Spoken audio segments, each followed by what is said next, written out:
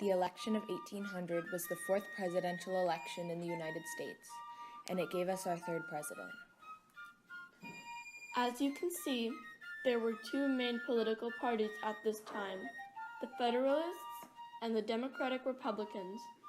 Unlike you would think, the Democratic Republican Party is completely separate from today's Democratic and Republican parties.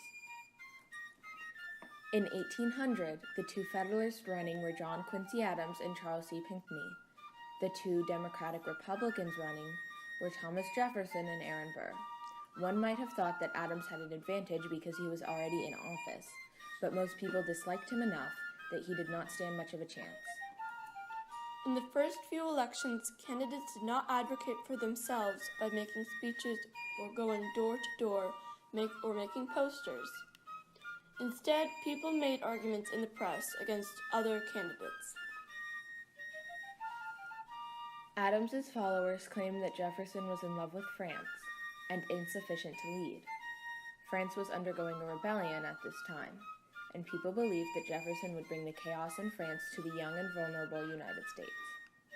In addition to this, some Federalists also believed that Jefferson wanted to destroy religion because of his love for science.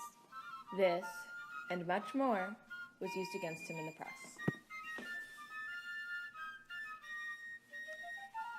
As an argument, people believed that Adams wanted to crown himself king because of the Alien and Sedition Acts, which, among other things, stated that people were not permitted to speak out against the government.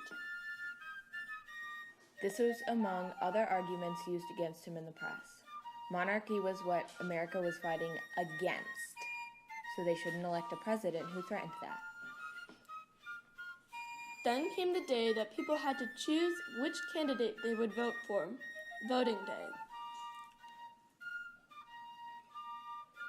When the ballots had been counted, John Quincy Adams had 65 electoral votes and Charles C. Pinckney had 64.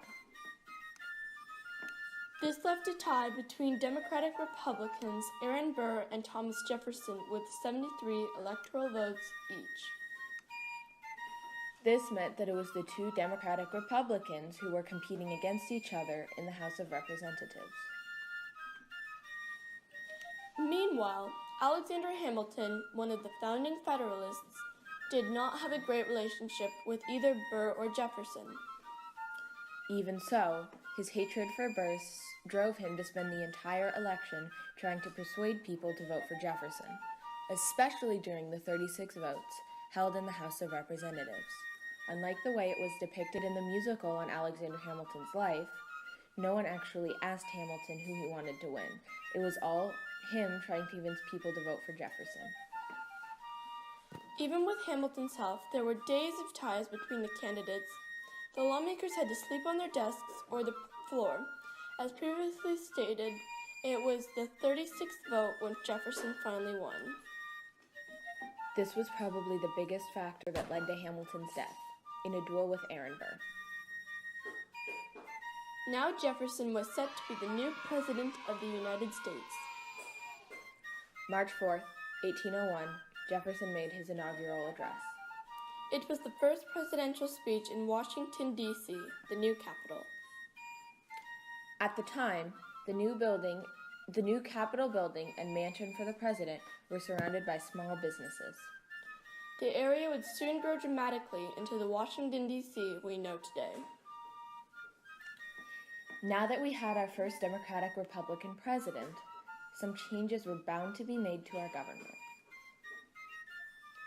Jefferson was extremely different from Adams and Washington because he wanted less power to the government.